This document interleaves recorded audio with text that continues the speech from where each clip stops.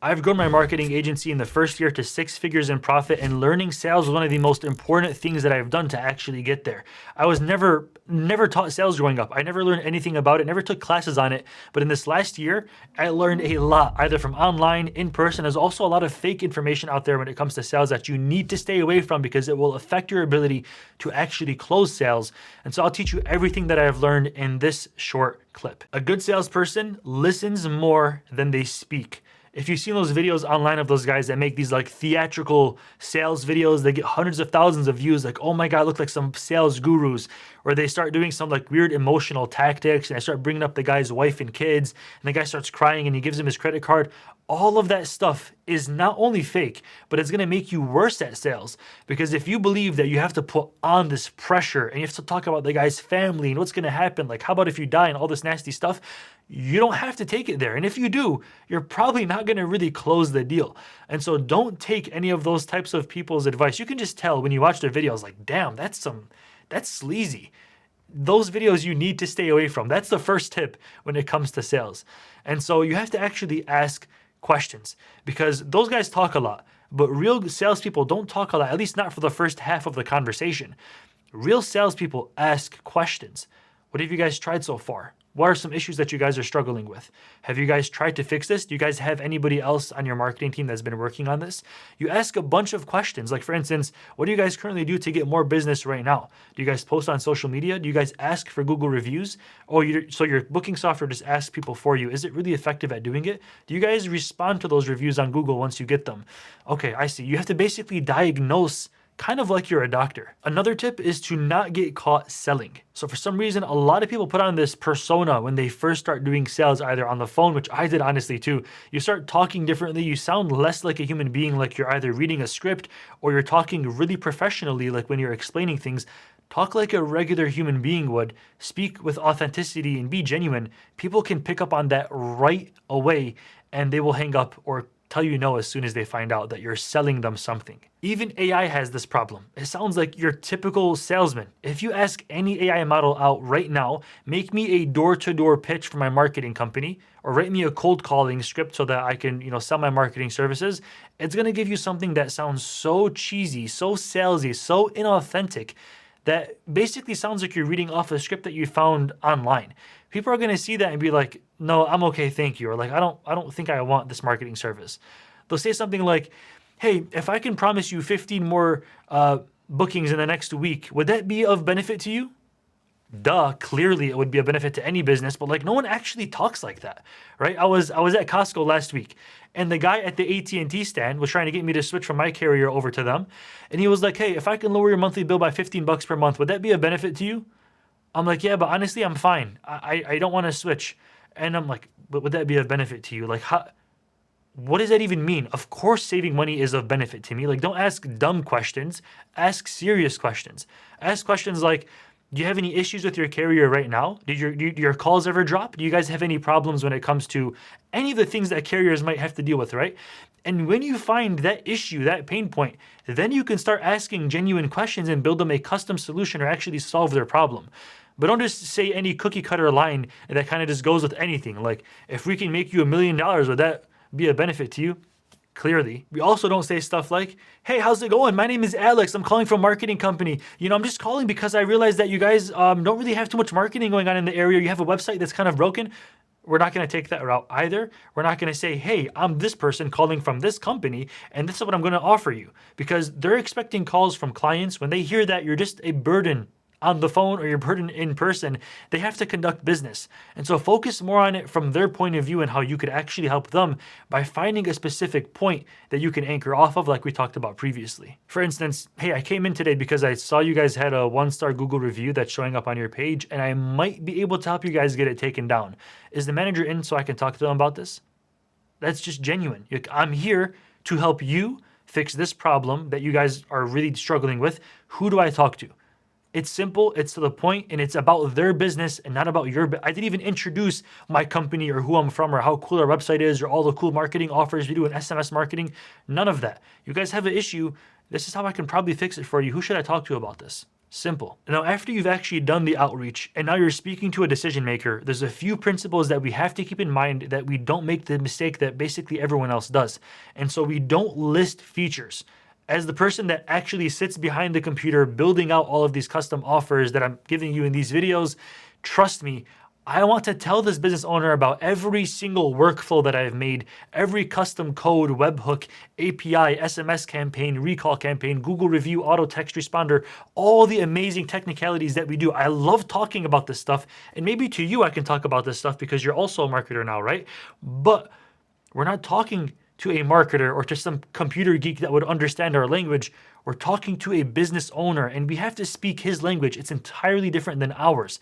So the first thing that we have to do is first take control of the conversation by asking a lot of questions and finding out basically where their pain points are. We have to watch and listen very, very closely. We have to find out what issues are you guys having at that business and how can we diagnose them so that we can solve them. That's the main idea. We're here to talk about how not what basically we could do for them, but basically we're here to help them out with. And so it's always about them, and that's why we're always the one asking the questions. If at any point in the conversation of the actual sale you feel like you're being interrogated, then you're losing the sale. You could still come back and win. It's happened to me a couple of times. But whenever that happens, I'm like, whoa, wait, something's wrong. You shouldn't be asking me questions. I should be asking you questions. I'm the person that's the marketer that's actually doing the sales here, not you.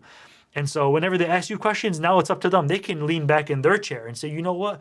I don't know if I even trust you. I don't know if you're actually good at what you do. I don't know if you actually can say or do what you say that you can do. But when you're asking the question, it's like, hey, I'm the doctor in the room, kind of like, just like metaphorically, I'm the doctor in the room and I'm finding out what issues you guys might have. And I'll tell you honestly, whether or not I'm able to solve them or I'm not able to solve them. So ask questions, listen, and watch very carefully to qualify to see exactly where they need help or where they're feeling that they could improve in their business by simply asking them what they've tried, what issues they have, and how you can possibly help them fix those problems. Imagine you walk into your doctor's office, right? And before you even explain what's hurting you, he tells you, okay, here's your prescription. Go pick it up at the pharmacy down the road. Like, what? I'm not going to take that medicine you used. Bro, you even know what happened? I have leg pain. Why'd you give me a cough syrup, right? And so that's what a lot of people do whenever they ask, oh, what can your marketing company offer us? We build websites, the best websites. We have a chat widget.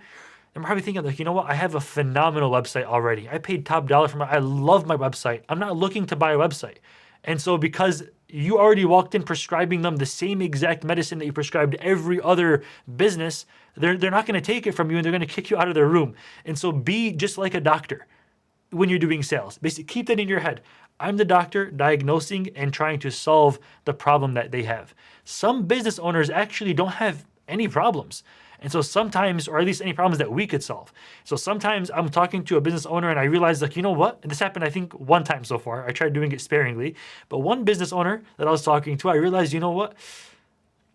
I do a lot of marketing, but I don't think you have a marketing issue. I think you have a staff problem.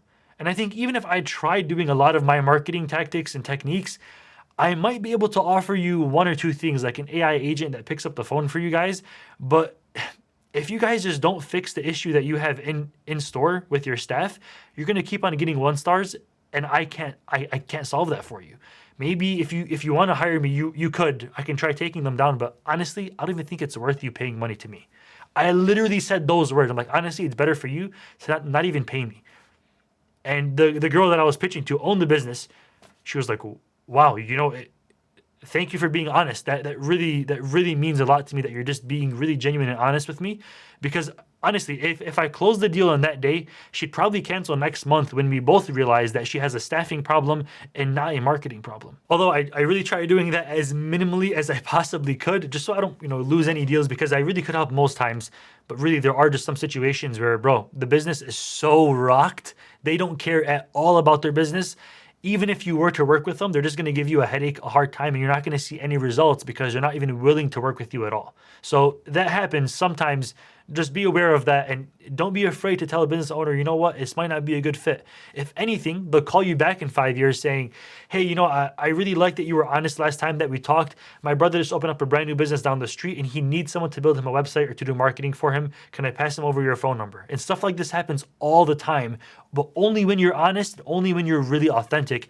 And that means to be honest and authentic, you might have to turn the deal down sometimes. Just keep that in the back of your mind. It's like a 1% option, but keep it there as an option. So like I was saying, like a doctor, we ask the questions, for instance, what brings you in today? What made you want to even have this meeting? Because if they're having a meeting with you, they have a problem. Whether or not you could solve it, they have a problem, right? Owners of a company don't just meet with anybody that sends them a DM over Instagram or walks into their business. They meet with someone that thinks that maybe they can help them solve their problem. You only go to your doctor's office when you're not feeling well, right? And so you have to figure out, what is it that you're not telling me? So what are you guys doing right now to bring in more business? Are you guys running ads anywhere? Are you guys doing any other types of marketing? Do you have a marketing team? Have you tried doing any of these things before? Is that working out for you? So you do have a website. Okay, is the website really bringing you in more leads? What happens when I fill out the form on your website? Does it go to your email, or does it even does it ring your phone? Do I get a text message? How does that work? And typically, whenever you ask these questions, you'll really find out really, really quickly they have a lot of issues in their business that you really could solve. Does your staff get back to calls right away? How about if you guys are closed? Do you have any way of tracking who called you in? Okay, so your staff calls them back the next morning. A lot of times you feel like they've already called a different business down the street and they're going somewhere else because they didn't feel like waiting for the next morning. Okay, how about if someone texts your business? Do you guys accept text messages? You guys only have a landline phone, really? So you're not able to text people at all. So how about if someone calls or texts your business and you're not at the business, so you're not really too sure who's calling in? Is there any way, do you have like a phone app? Are you able to check in on your staff to make sure that people that are calling are actually getting their calls answered or their text messages answered? Oh, you can't track that at all? Okay. Ah, man. So they kind of basically want to find out where they're lacking, right? And this, by the way, to every single business owner, almost every single time, they don't have a way of tracking phone calls. They don't have a way of doing any of the things that I mentioned below. And so they need someone to solve that for them. My favorite question is this. When someone's due for their next appointment, or when someone just got a haircut last week, or someone just came in for a facial, 3 months ago, and they're due for their next facial, what do you guys do?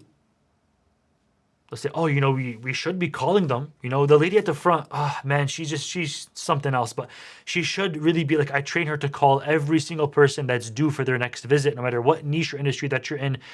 But she just doesn't have the time, or she can't answer all the Google reviews, or she can't get back to every single text message or phone call. Now the business owner knows that they're lacking and they need to fix this problem, right? Especially when it comes to follow-up appointments, because that's exactly that's basically one of our main core offerings to get them business today as soon as possible, by texting their long list of past clients to get them back in the stores and back in their schedules. But a human being can't do that. It'll take them freaking forever. And so we have to just show them first that it would take them forever, they're not doing it, and then we can solve it. And so memorize. What I like to do is just memorize every issue that they've admitted to you, every problem that we found out about them, everything that we can fix or diagnose. Memorize it. Don't give them the solution right there and then, but wait until the end of the meeting, and then you give them all the solutions all at once. And so don't go one by one, they'll forget it with you. But you ask the questions to build the offer that you sell at the end of the meeting. And the way that you would sell it is something like this. So once we know everything that's going wrong in their business that they actually need us to help them with, we memorize all of it, put it together, and sell it to them just like this. We say something, okay, so we talked a little bit about 1, 2, and 3 today. You talked about that you're not really asking your past clients to rebook.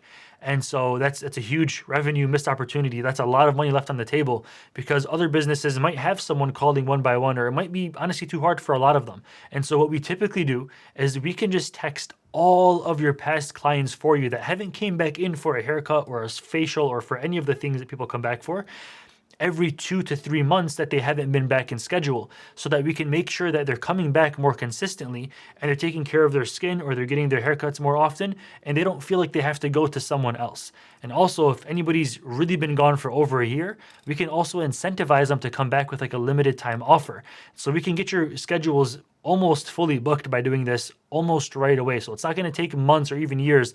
We should be able to do this within the first couple of weeks of even starting with us.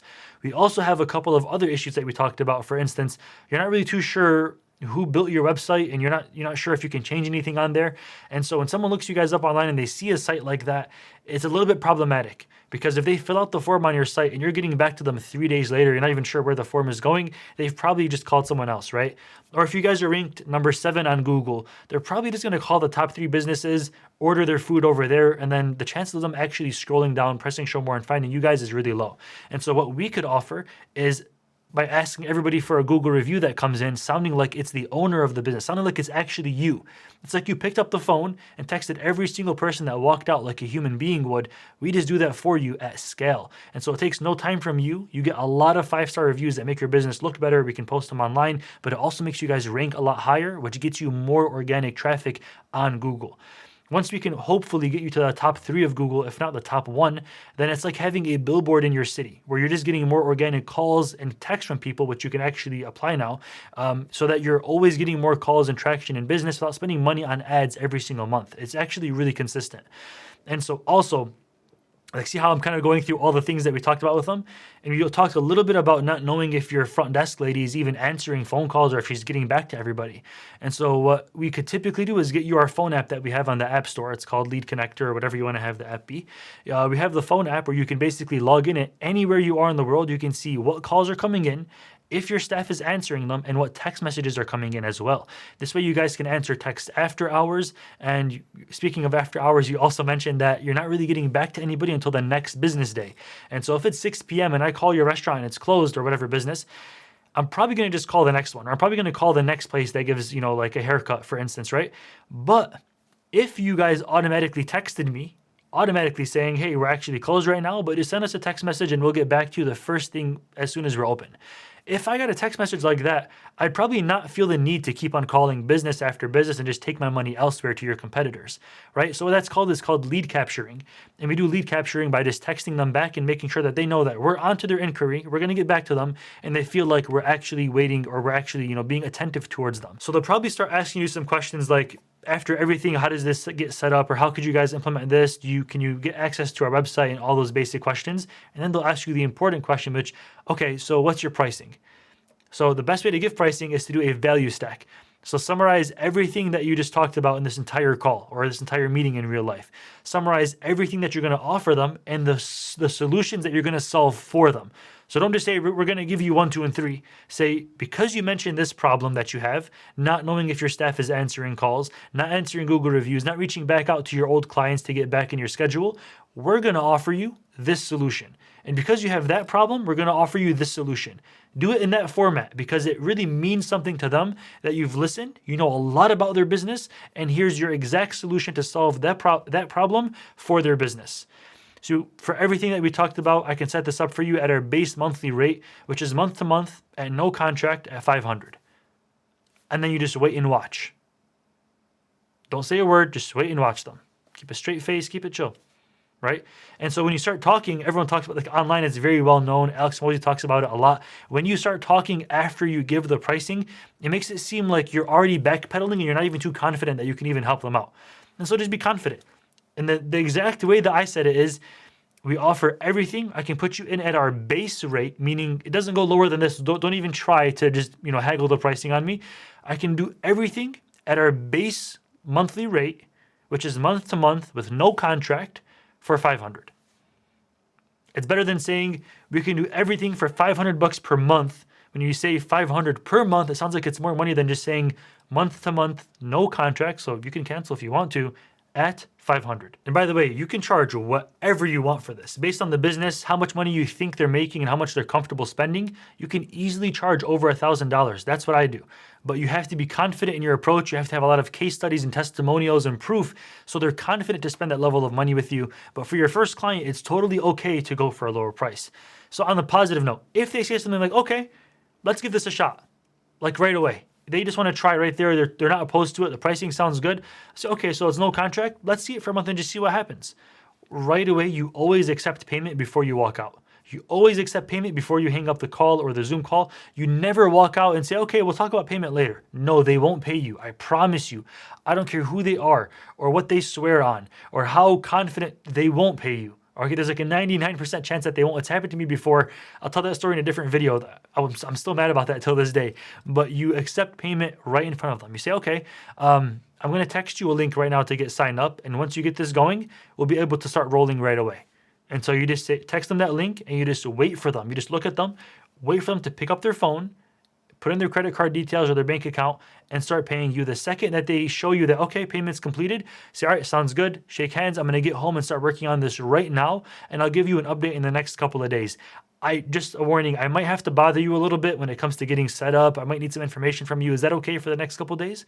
Just to warn them, because you will have to ask questions. We'll talk about that in the next video. But make sure that that's set up right there and then before you walk out of that business. They'll forget what you offered and they're not going to want to pay you anymore. Now, in reality, especially if it's your first sale, you're probably going to get some sort of objection because they don't fully trust you yet. You don't have a lot of case studies and proof and testimonials yet. And so what you could do, honestly, it's really up to you at this point. You could be firm on your pricing. You could lower your pricing just for a month or two, or you could even give them a free trial by making a free trial link on Stripe. You can make it 7 days to 14 days, however long you need to actually get it rolling for them. It's really, really all up to you. You can even be totally honest and be like, look, honestly, I'm going to give you a price that I basically make no profit on. All I ask is that when we do a good job marketing for you, you just write me a small testimonial so that I can show people that we're actually making good progress. Is that okay with you? Does that work? If you ask them that, it's a really humble way to get your first sale. It's possible, but at the same time, be careful because based on who the customer is or the client is, they might see that and be like, it looks like you're a noob at this. I don't want to risk my business with you.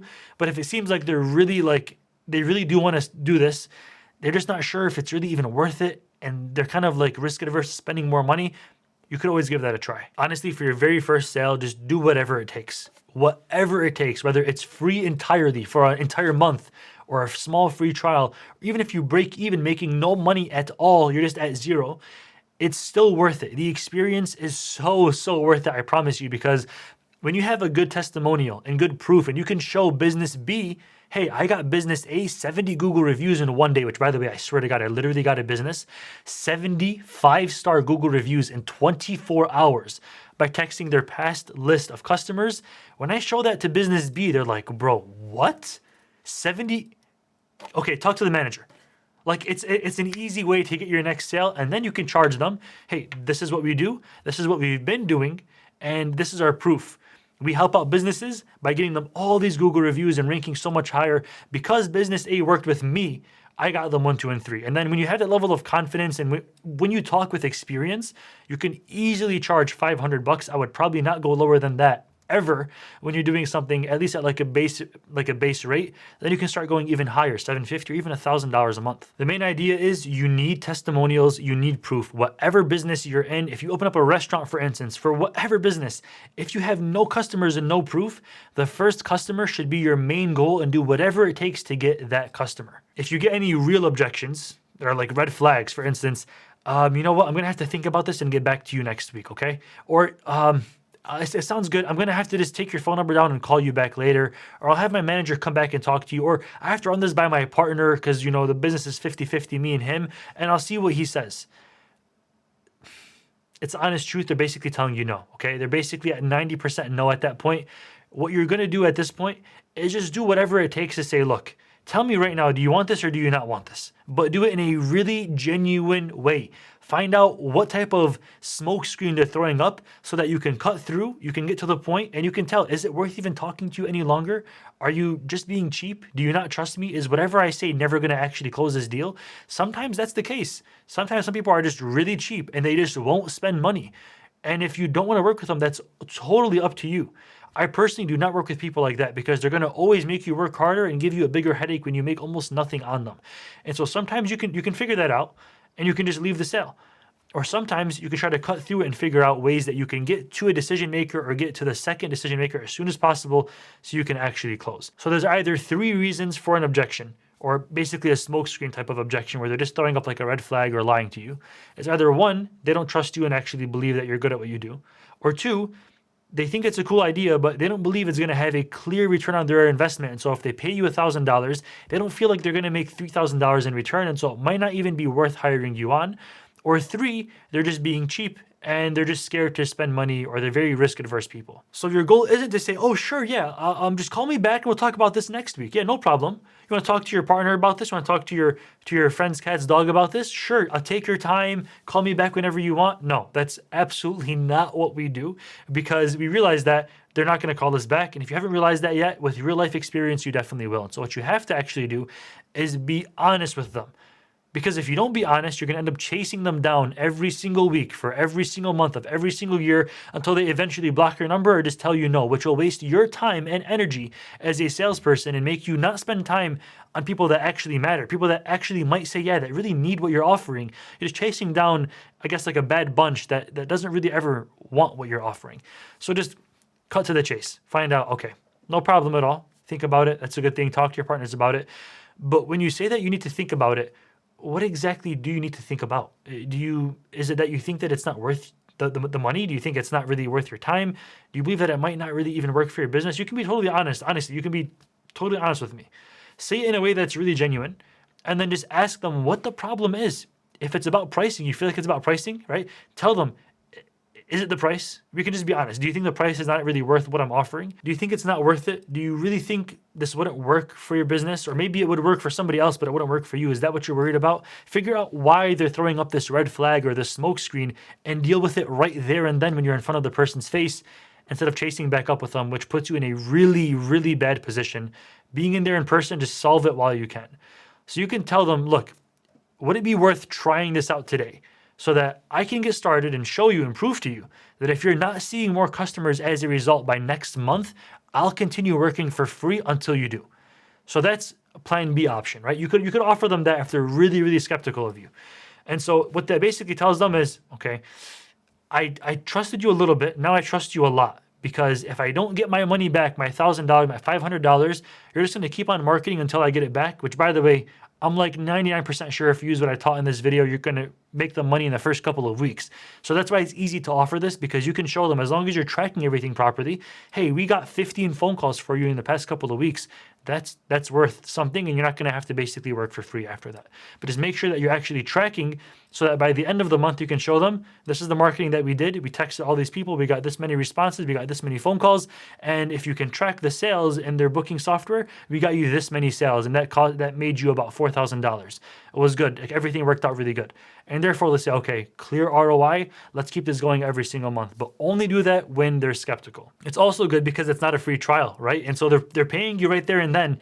You just have to promise them that it's going to actually work by the end of the month, or you'll work for maybe an extra 15 days until it does, but you can still make profit on. If it's the pricing that they're worried about, it basically means that one, you didn't do a great job at explaining the value, or two, they didn't do a great job at listening, or three, they're just being cheap, right? And so you kind of have to just figure out what's going on there. If they're just trying to cut corners and lower the price on you, no matter what it takes, stand firm in where you are, right? So if you feel like, I really might close this sale. He seems really interested. Looks like he really, really believes in me. He's about to pay right now, but he's like, you know what? Can you do it for a lower price? Never say yes. Never. If he's just about to pay you and then ask you that question, he's cool with the price. He's just asking to see what he can get out of, cutting a corner or asking you. And so don't say yeah. Just say, like, look, honestly, that's the price that we work with. I'll just make sure that I do my best, and I'm not going to raise the price on you later on, but that's our pricing. Be firm. I say, okay, no problem. It is $50 more than I was thinking in my head. No issue at all. If maybe you didn't show the value and talk about it in their language, then you basically have to do that at that given point. You say, okay, well, let's figure out, what you think would be worth it. Does the marketing that we talked about actually feel like it would bring you in more customers? You know your clientele the best, obviously more than I do. So how do you feel about that working for your type of business? Ask questions and dive a little bit deeper. What it basically means is that they feel like you misdiagnosed them as a doctor, and they're afraid to take that medicine that you just prescribed them. Well, it's a pretty good analogy, but that's what's happening there. So you have to ask them, okay, so this is what I thought would work for you, but what do you think would work for you? And what do you feel like wouldn't work for you?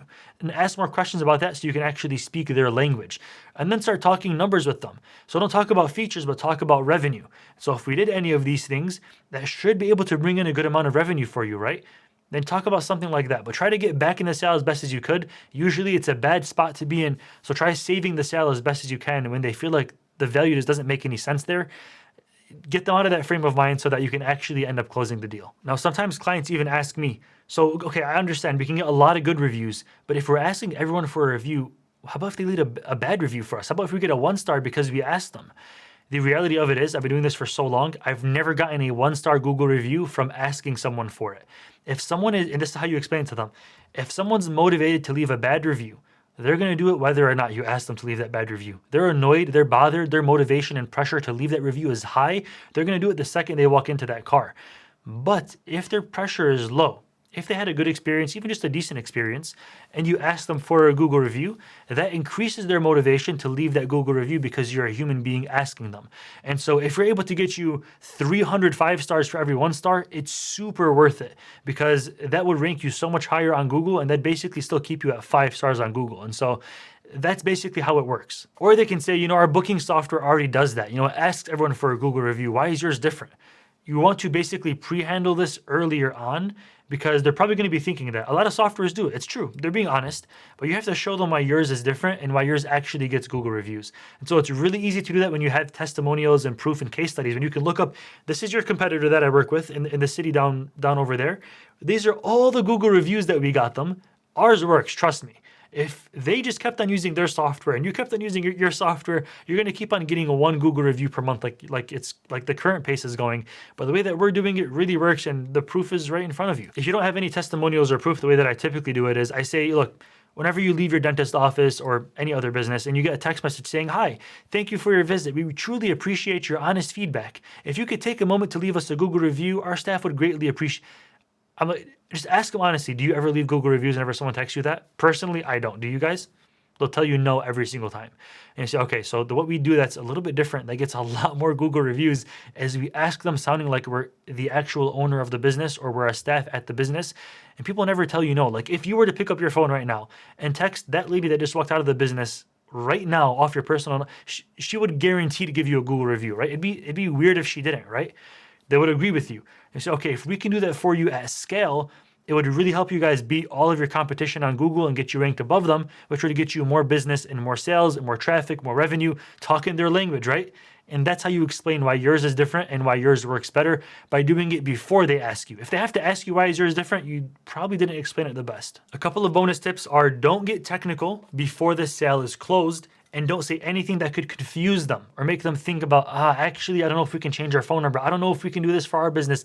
It requires A2P verification. I have to give you my EIN number. I'm not sure. Don't give them too many details before the payment is made. Only after the payment, keep it very simple, very, very simple. Let them focus on what you're offering and what's going on in the conversation. Only after the payment, you can talk to them and say something after like, look, I'm going to get home and start working on this right now. I'm probably going to have to text you a bit for these next couple of days to ask for some more information like your website logins and everything else so I can actually get started for you. Is that going to be okay with you? They'll tell you yes every single time, obviously. Or they might even tell you something like, I might be busy, but call me whenever you want, or call the manager and she'll get you logged into anything that you need. Just make sure that they're primed to understand that you're going to ask questions in the next couple of days. And there you can start asking for whatever information you need from their business or logins or booking software logins, domain logins, all that good stuff. And now I also try minimizing the amount of times that I text my clients. And so if I could just, instead of asking them, hey, what's your email? Hey, what's your phone number? Hey, what's their manager's name? Hey, instead of asking them 15 questions per day, if you can just Google that, or you can go to their Instagram page and find it out there by looking through a few videos, just do that. Don't annoy the person that just paid you money, right? Their idea is, I'm a business owner. I want less stress and more money. So I'm going to pay you to give me more money and less stress. Don't increase stuff on their plate. If you need to ask questions and you can't find it out online, then you would kind of just say like do all the digging that you possibly could. And then you can start doing stuff like putting 3 questions like, hey, Alex, I have a few questions just to get started. You can answer these anytime that you want. There's no rush, but once you get these answered, I'll start rolling right away. Question 1, question 2, question 3. Also, if you're too busy, you can just put me in a group chat with your manager. I don't want to bother you. Just let me know whatever you'd like. Be very humble about it, very authentic, open the door to talking to a manager so that they don't ever get bothered by you. So this video had a lot of information, and if you really study and lock in and take your notes, you can practice this, you can study this, you can even talk to AI and go back and forth and just memorize your script and memorize exactly how to handle any of these objections. This will help you actually close a deal. So if you have to replay this video 5 or 6 times, it's totally normal. I used to practice a lot. I still actually do. And so it's okay to not get this on your first time. Keep on going back, keep on thinking every single outcome, and actually getting out there and doing this in real life will be a better teacher than basically anybody else could. So making progress in that sense is definitely a good go-to. So thank you for watching this video. The next video will talk about how to onboard fast and how to reduce churn when you actually get your client signed up so they pay you today and they pay you every month going forward.